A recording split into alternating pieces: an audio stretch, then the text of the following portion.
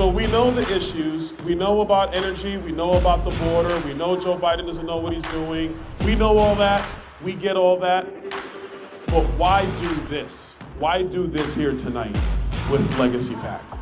Because there's a whole lot of people who have the passion to save this country who need help getting off the ground. The purpose of Legacy PAC is to save America. That's our mission. That's what we really want to do because America is worth saving. I am by trade, I'm a cybersecurity engineer. Okay, so this is my first run in politics. We need more conservative Republicans standing up and fighting for the Constitution. We're an America First PAC, and we want to promote and help our up-and-coming candidates, and we're going to be holding the line for President Trump. I joined the Army at 17 years old. My first day at my first unit, which was 25th Infantry, was September 10th, 2001. So the next day was 9/11. And I spent about a total of a decade between Iraq and Afghanistan in country. So my country means everything to me. When I realized that if people like myself who don't want to be politicians don't start stepping up and taking these seats, that nothing's going to change, then I said, okay, I'll do it. Who deserves to lead the people of this country more than those who serve this country? So I'm behind every one of them. So let's make sure we get more veterans into power. I'm all for it. Remember why you're involved. We have to make sure people remain humble and not engage in self-glorification. You are here for one reason, and that is to save the country. Period. End of story. And for those candidates who are looking uphill and wondering how, keep your head down, focus on the target, and outwork everybody. And I promise you, you're not gonna lose. You're either gonna win on election night or you change the game on election night. So God bless you guys. Thank you so much, Legacy PAC. Thank you, Legacy PAC.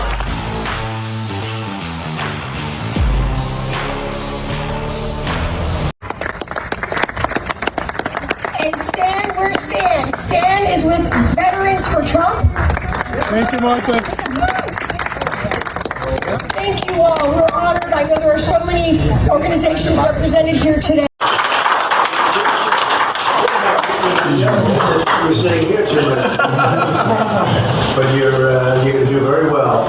And I just had somebody write down. First of all, James and Sarah Pritchard, thank you very much. Yes, great job. Thank you. We appreciate all the help. Stanley and Donna Fitzgerald. Right here, sir. Thank you very much. It's great. It's great that you're with us. Mike Acton. Who's gone? Hi, this is Stan Fitzgerald of Veterans for Trump. I'm here with J.R. Majewski, who's running for Congress in Ohio.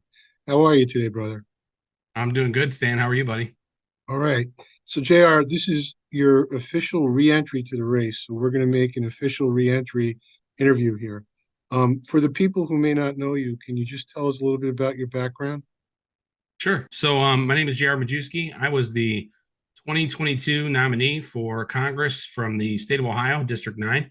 I was endorsed by President Trump, and I ran a pretty contentious race against the 40-year incumbent Democrat Marcy Kaptur.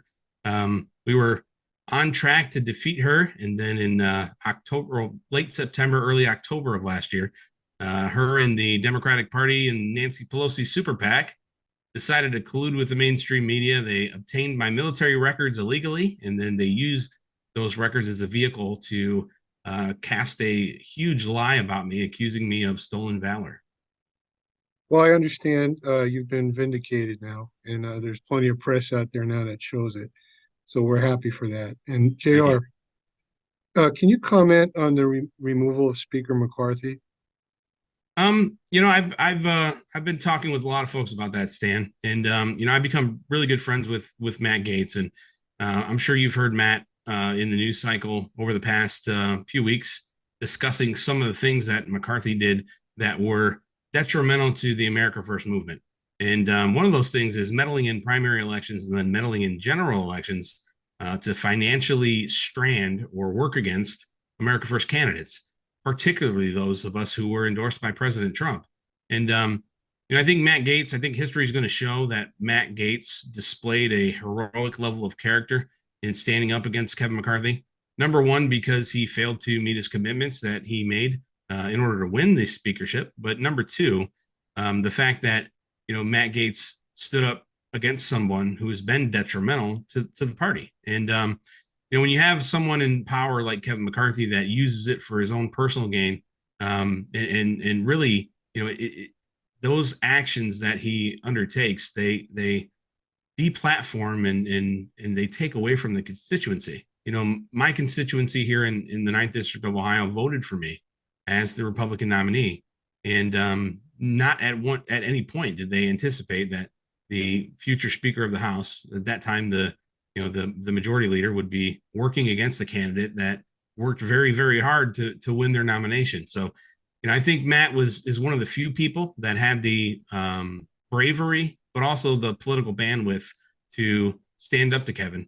I know there are a lot of other members of Congress that wanted to, but just couldn't put themselves at risk.